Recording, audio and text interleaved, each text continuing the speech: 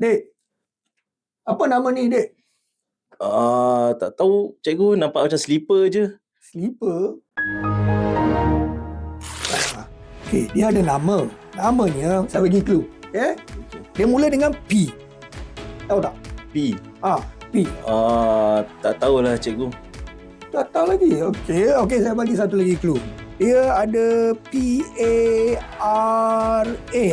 Para apa? Meswara. Parameswara. Mana ada parameswara? Ini bukan parameswara. Ini adalah paramecium.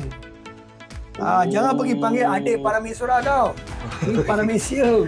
Paramecium adalah sebenarnya suatu organisme unisel. Okey? Bersama-sama dengan ada lagi satu ni. Ni pun satu lagi organisme unisel. Namanya amoeba, bukan amoeba. Amoeba, silent O.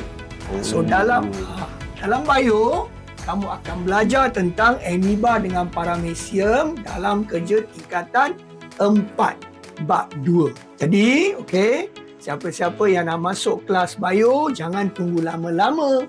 Don't wait long-long. Nanti tertinggal pula. So dekat mana join kelas tu? Kalau nak join kelas saya ni, kat Star Tutor Online.